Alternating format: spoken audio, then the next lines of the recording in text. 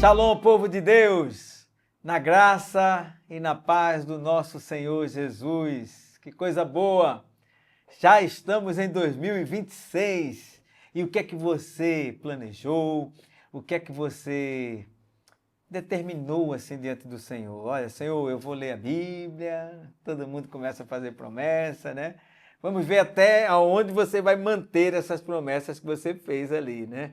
Do dia 31 para o dia 1, naquele culto que nós tivemos maravilhoso da virada, e você lá, Senhor, eu prometo, né? Ou então você está pedindo uma bênção especial para esse ano de 2026, você está pedindo um namorado, você está pedindo mais saúde, mais vigor, mais determinação. Talvez você esteja pedindo ao Senhor, Senhor, eu quero pelo menos começar e terminar o que eu leio, começar e terminar alguma coisa que eu faço. Esses anos assim, eu sei que o ano é igual como todos os outros. São os mesmos dias, os mesmos meses, né, os mesmos feriados. Você vai ficar gripado talvez, você vai ter tudo. Vai haver traições, vai ter notícias boas, notícias ruins, né? Enfim, fato é que nós estamos em 2026, mais um pastoreio, e nós estamos aqui para louvarmos a Deus. Louvarmos a Deus pela sua fidelidade. O que é que vem pela frente em 2026? Eu não sei. Mas uma coisa eu sei, que aquele que começou a boa obra, ele vai terminar, ele vai aperfeiçoar. Aquele que prometeu que estaria comigo e que esteve comigo, eu tenho provas, sobejas provas de que ele esteve comigo em 2025, ele vai estar comigo em 2026 também. E vai estar com você. Por isso, vamos louvá-lo, vamos engrandecer ao nome do Senhor, vamos cantar louvores a Ele.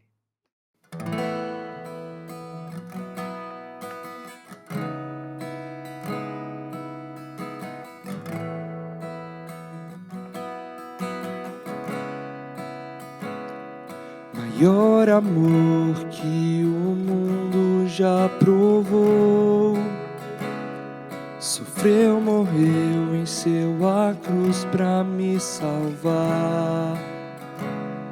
E até que eu veja a tua face, tua graça é o que me basta, fio em ti. Viver eu quero para ver teu reino aqui. Meu coração anseia pelo teu agir. E até que eu veja a tua face, tua graça é o que me basta, confio em ti. Viverei para amar-te, viverei pra te louvar, viverei prostrado aos teus pés.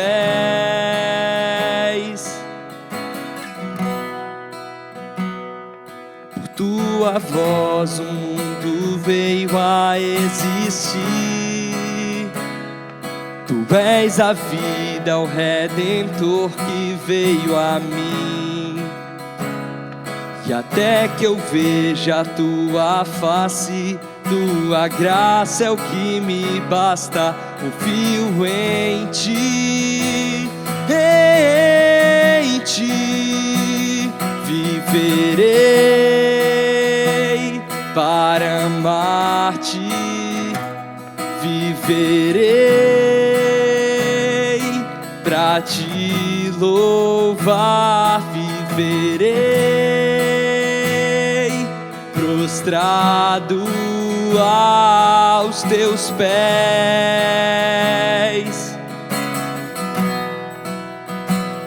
Viverei para amar-te, viverei pra te louvar viverei, prostrado aos teus pés.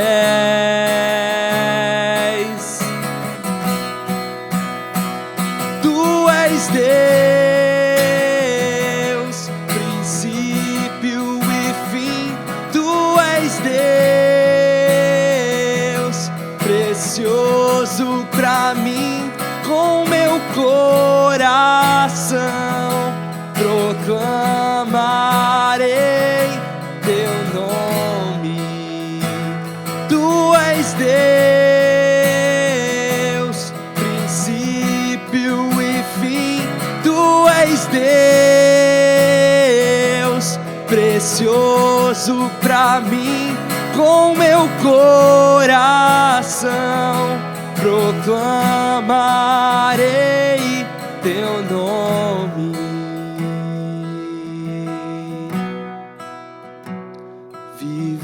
Viverei para amar-te, viverei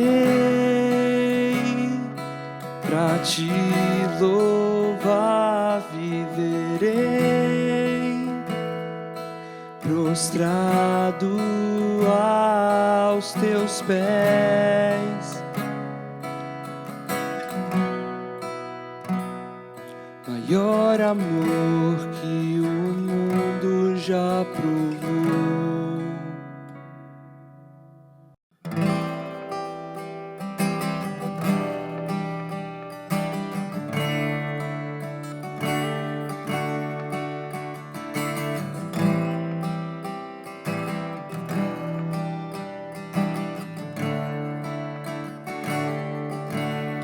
Só em Jesus encontro paz, é minha luz, o meu cantar, a minha força nele está. Na tempestade tenho paz.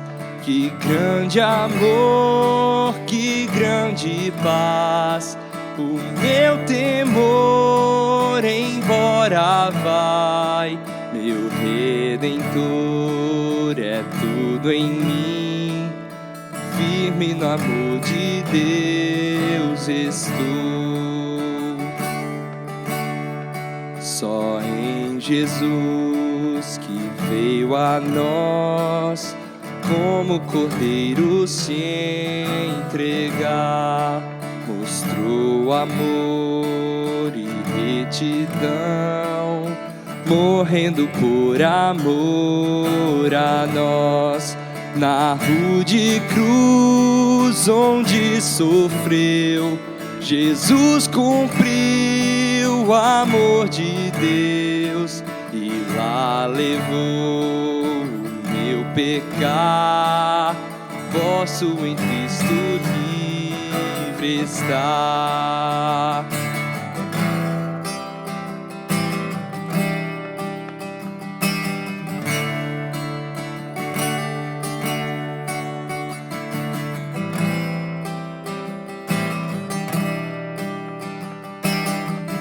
No túmulo seu corpo está. No túmulo seu corpo está.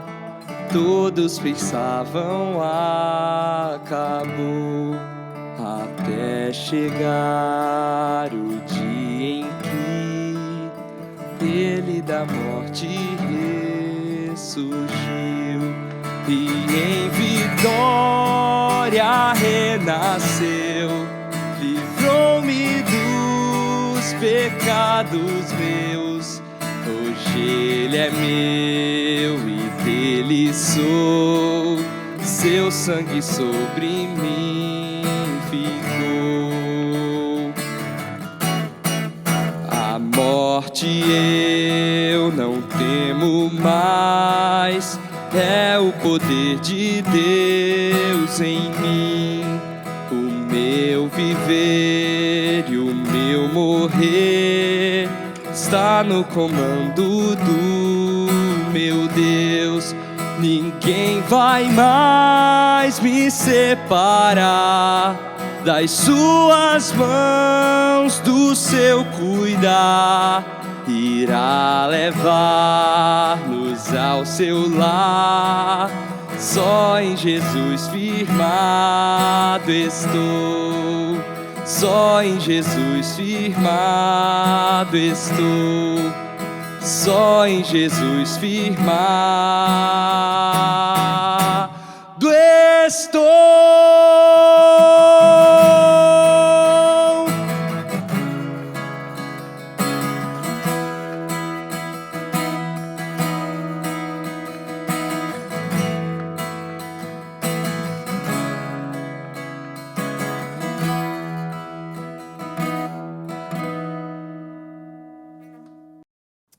Meus irmãos, louvado seja Deus, louvamos a Ele, cantamos louvores e agora nós vamos orar. Eu queria convidar você a fazer isso comigo, aonde você estiver. Pare um pouco, que eu sei que esse momento é um momento de Deus para a sua vida. É um break time. Ali, né, na confusão do dia, e você para orar e falar com o Senhor. Que coisa boa. Meio de graça maravilhoso. Vamos fazer isso? Ó Deus eterno, Deus querido, queremos te louvar por tua fidelidade, Senhor. Está iniciando um ano, as sombras, Senhor, de que a gente não consegue enxergar o que é que tem pela frente, mas existe o sol da justiça, Senhor, que vai dissipando essas trevas de insegurança, de incertezas. O sol da justiça és tu, Senhor. És um Deus que já está lá no final. Senhor, louvado é o teu nome por essa fidelidade, essa esperança, essa segurança. Obrigado por essa certeza.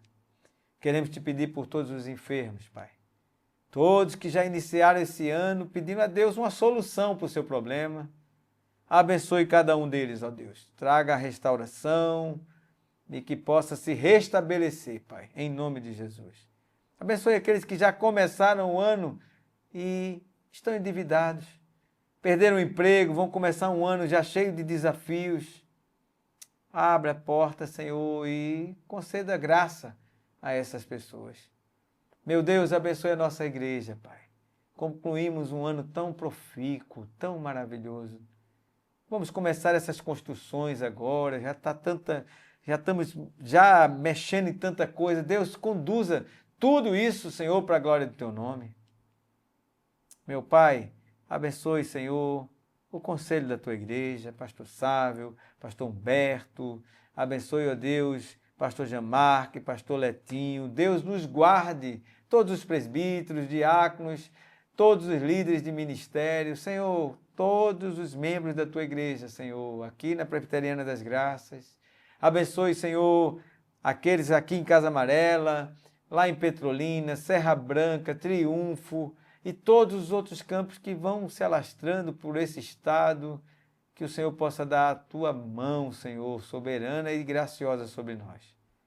Abençoe, ó Pai, o nosso país. É um ano eleitoral, é um ano cheio que vai se escolher homens que vão conduzir o estado, que vai conduzir o país.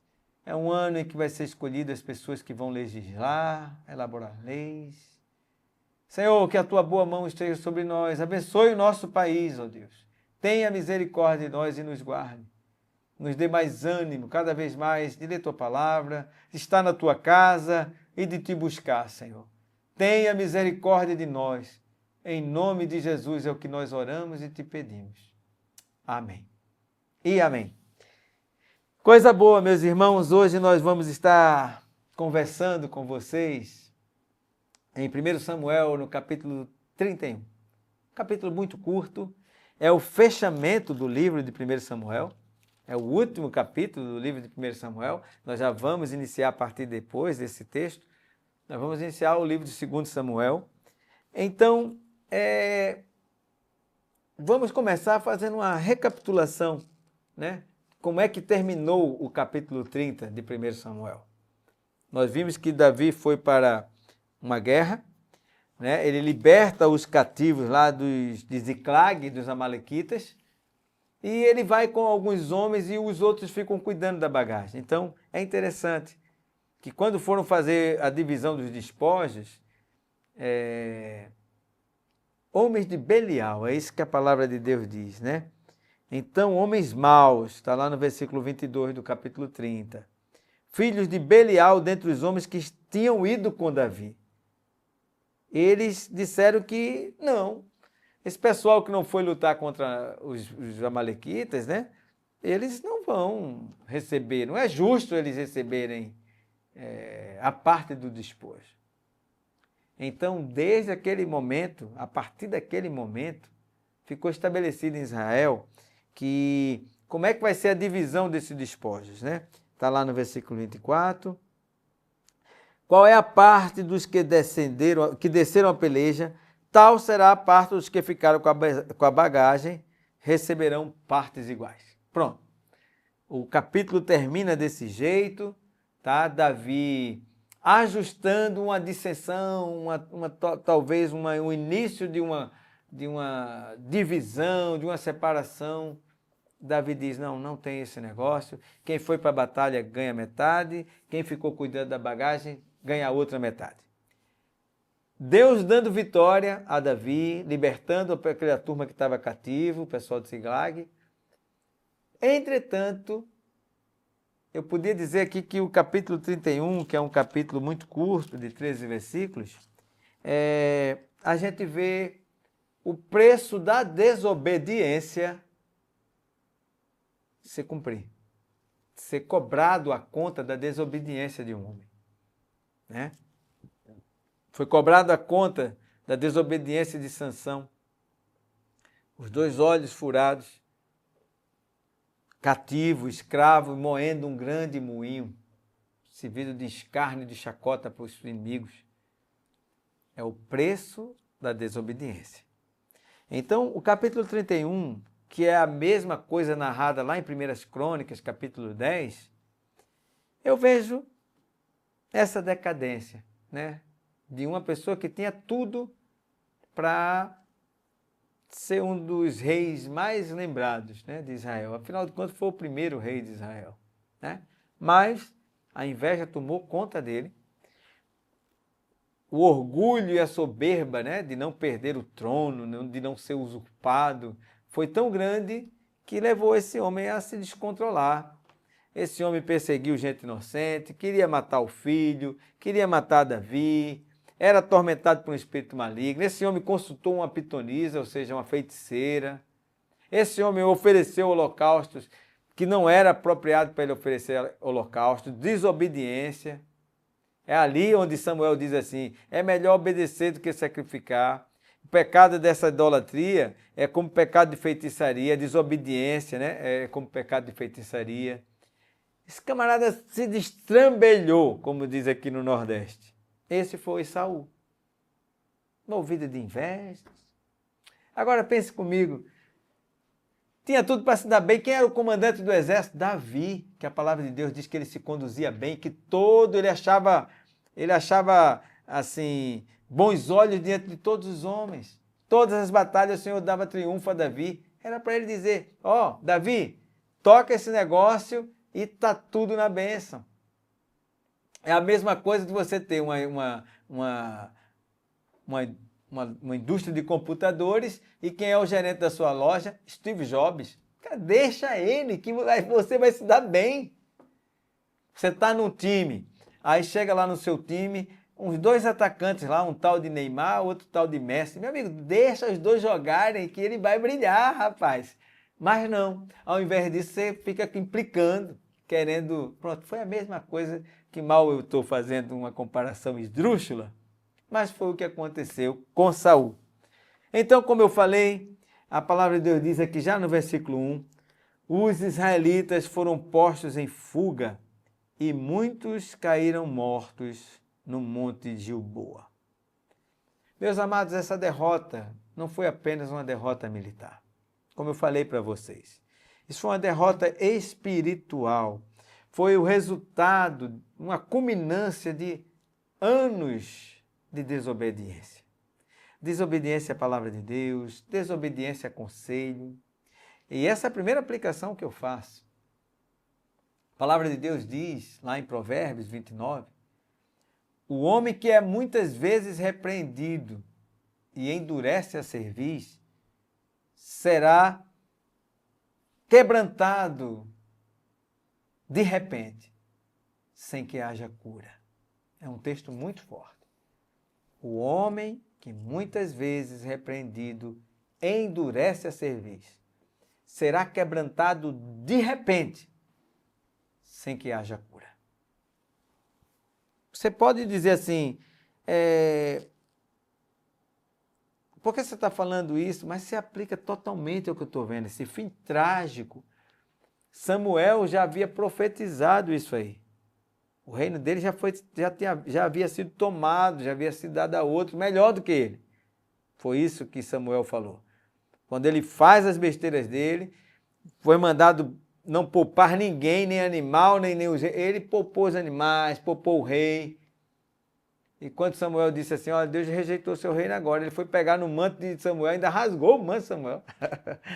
Aí Samuel falou, rapaz, você ainda rasgou. Deus dividiu agora esse negócio. Acabou seu reino, você ia ser confirmado agora. Enfim, é triste. Mas a gente vê que os filisteus se aproveitaram da sua superioridade numérica, sua superioridade tática, e especialmente, né, quando você lê lá na Bíblia que ele tinha os carros de guerra. Você começa a imaginar um exército hoje combatendo apenas com fuzil e o outro exército combatendo com blindados, com tanques de guerra, como vocês costumam falar, né? Então, a palavra de Deus diz que esses carros de guerra perseguiram Saul. Perseguiram Saul, eles foram encurralados e mortos. O texto diz lá no versículo 2, os filisteus apertaram com Saul e seus filhos, mataram a Jonatas, a Abinadab, Malquissua, todos esses, meus amados, filhos de Saul. Olha só, ficaram encurralados.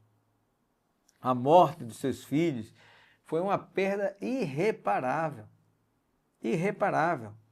Não somente para Saul, né, mas para Israel também. E marcou o fim de uma linhagem real.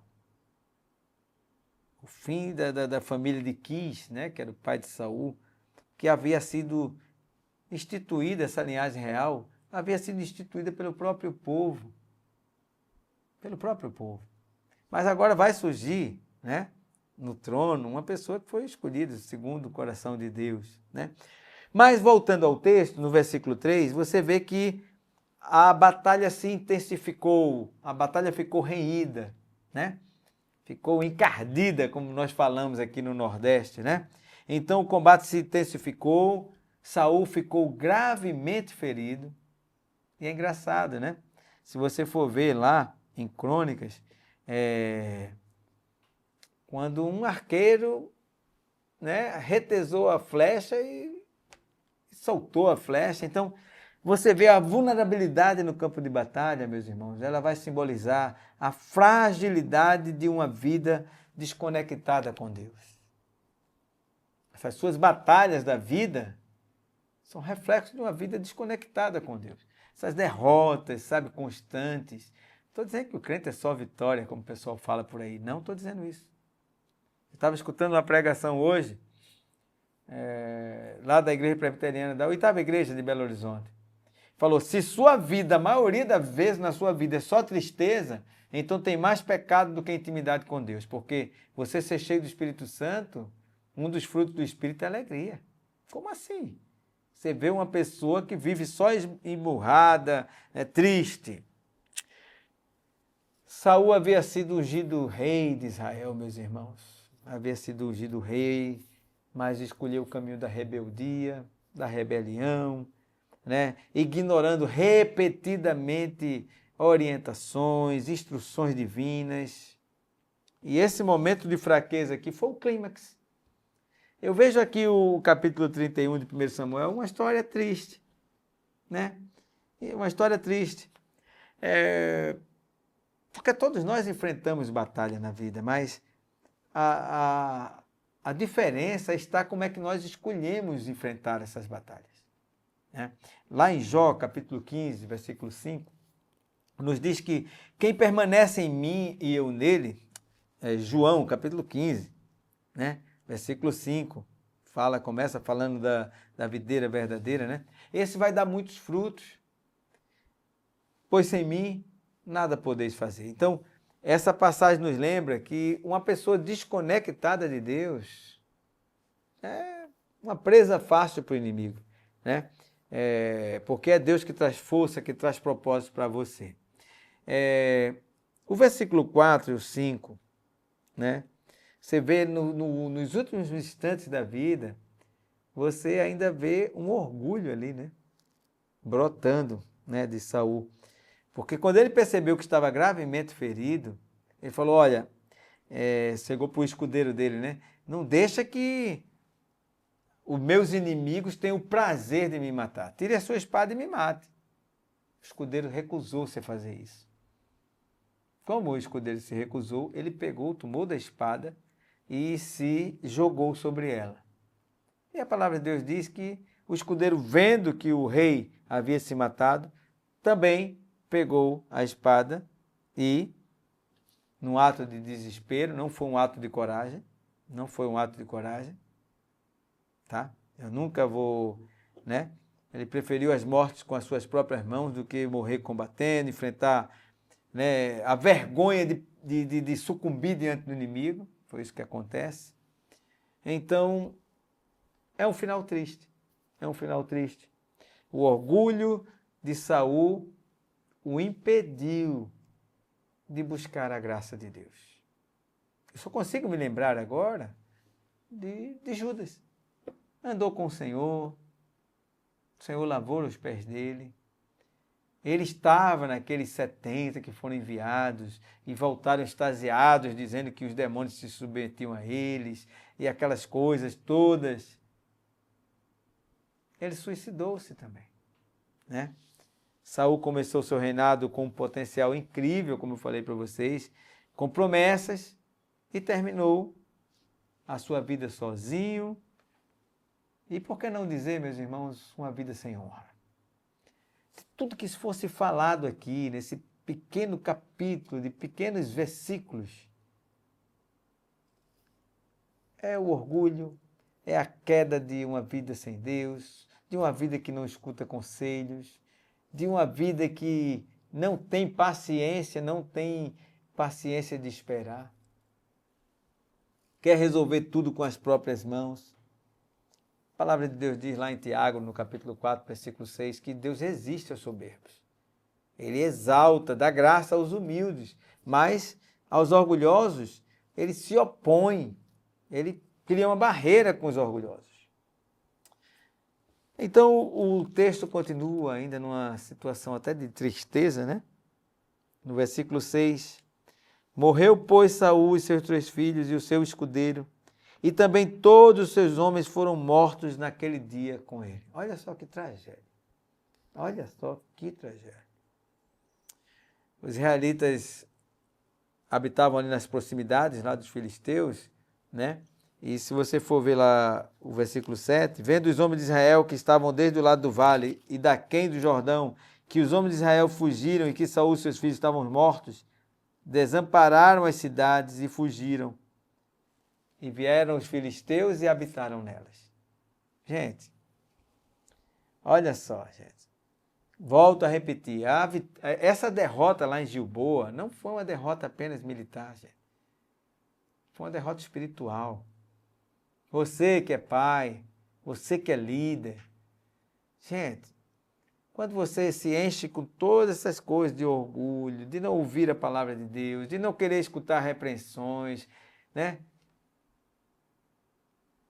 O fim disso é tragédia, é desonra.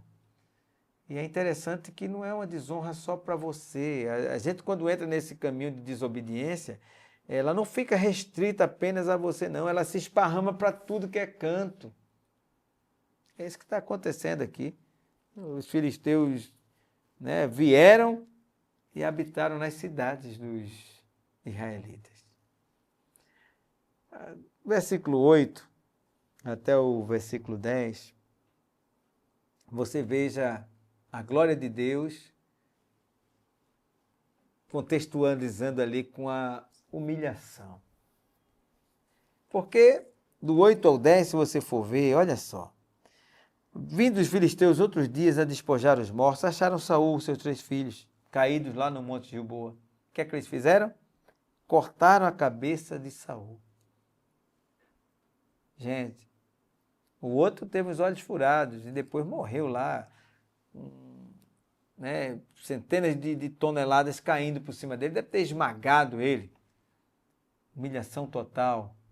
Um homem que o Espírito de Deus se apoderava dele, e matava um exército todo com as mãos, fácil, fácil, fácil, mas quis brincar com o pecado, quis flertar com o pecado. Olha o final. Qual a diferença daquelas pessoas que têm medo, de Davi, que pecou, de Abraão, de Jacó, Isaac, Elias?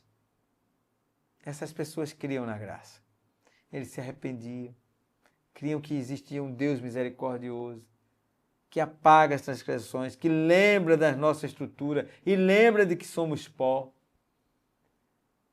Se você for ver a história de Saul, mesmo errado, ele queria, por favor, tudo bem, pequei, mas volta lá e me honre ali diante dos homens. Aí humilhação, rapaz. Perderam a batalha, os filhos mortos, o povo fugiu, matou todo o exército, despojou todo o exército e ainda invadiram as casas para ocupar as casas que eram deles, desterraram os povos e outra coisa, cortaram-lhes as cabeças. Que humilhação. E o pior de tudo, isso aí foi um ato de profanação, né? Que basicamente, pelo que a gente, é uma tentativa de humilhar não somente Israel, mas o Deus de Israel, né?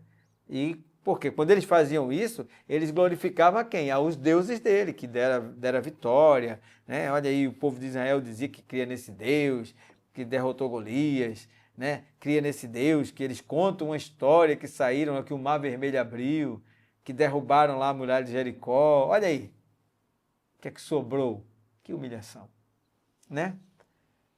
E o pior de tudo, lá no versículo 10, eles puseram as armas de Saul no templo de Astarote, e o seu corpo afixaram no muro em Bet-Sean. Veja que coisa, hein? Penduraram o corpo de Saul no muro de Bet-Sean e expuseram suas armas no templo de postes sagrados. Essa cena aí mostra a humilhação máxima de Saul. É interessante que quando os moradores de Jabes de Gileade, o que os filisteus fizeram a Saul, todos os homens, está no versículo 12, se levantaram de noite, caminharam toda a noite, tiraram o corpo de Saul e os corpos de seus filhos do muro de Bet-Sean, e vindo a Jabes os queimaram. Tomaram-lhe os ossos e os sepultaram debaixo de um arvoredo em Jabes e jejuaram 7 dias. Acabou o livro de 1 Samuel. É engraçado, vou fazer um comentário aqui. Os forças especiais, né, que todos os exércitos do mundo têm, aquela tropa de elite, uma força especial. Se eles são cristãos, se conhecem a Bíblia ou não, eles todos falam nessa história. Vocês sabiam disso? Os forças especiais, eles veem isso como uma das primeiras missões de força especial. Eles entrar lá no terreno inimigo e tirar o corpo e as armas todas que estavam lá e resgatar para a terra deles, de Jabes. Mas, uma humilhação, né? Quantas vezes nós fomos humilhados perante ímpios por desobedecermos a palavra de Deus, né? Do versículo 11 ao 13, né? A gente viu que eles honraram, né? Tentaram honrar Saul, né? Queimaram, que normalmente não é feito esse tipo de coisa, né, em Israel, mas é aquele corpo sem a cabeça, né? Essa história, meu amado, ela desafia a gente, sabe? É um desafio para nós sermos fiéis, sermos gratos a Deus por tudo e Enfim, vamos partir para os motivos de oração, que eu sempre falo do texto lido. O primeiro motivo de oração é para que a gente reconheça a soberania de Deus nas nossas vidas em todos os recônditos, todos os matizes e áreas da nossa vida. A gente tem que reconhecer, orar para que Ele nos guie em todas as decisões e tire todo o orgulho. A palavra de Deus diz lá em Salmos, para que Ele não me destrua. Mais ou menos querendo dizer, fala, tire o orgulho para que Ele não me destrua. Segundo motivo de oração, pedir coragem para honrar a Deus em tempos difíceis. Clamar ao Senhor para que a gente possa agir com fidelidade, com gratidão, mesmo nas situações mais difíceis.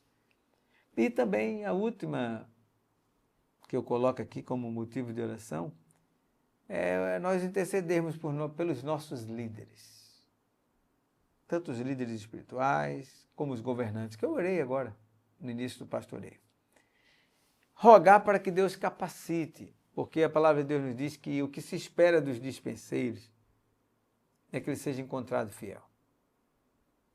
Então, se a gente fosse citar exemplos, né, de tantos homens que foram chamados por Deus, né, e terminaram mal, né, terminaram com uma vida ruim. Então, é isso, orar para que Deus tenha misericórdia de nós, que o Senhor tenha misericórdia da sua vida, tome isso aqui como exemplo, olhe depois com calma a história de Saul, porque aqui a gente só narrou, você que está vendo a nossa programação aí, nosso programa de pastoreio, né, ligou agora e me viu só lendo um texto que já é uma morte, é uma tragédia acontecendo. Eu lhe desafio a você olhar como é que foi a história de Saul, um homem que tinha tudo para ter uma intimidade maravilhosa com Deus. E abandonou tudo isso aí porque olhou mais para si, né? E o final é uma tragédia. É sempre assim. Longe de Cristo, sem chance. Vamos orar? Senhor, meu Deus, muito obrigado. Que oportunidade boa de falar de Ti. Que desafio grande, Senhor.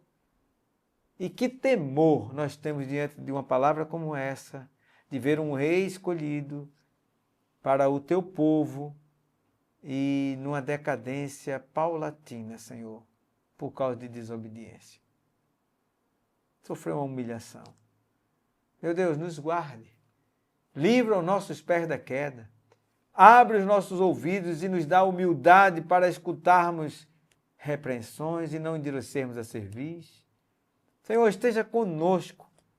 Nos dê, Senhor, a Tua boa mão nos conduzindo durante esse ano que está se iniciando. Nos guarde e nos livre os pés do tropeço e do percalço. Senhor, tenha misericórdia de nós, tenha misericórdia do Teu povo, Senhor. É o que eu te peço em nome de Jesus. Amém e amém. Um abraço bem forte. Que o Senhor lhe abençoe muito, em nome de Jesus.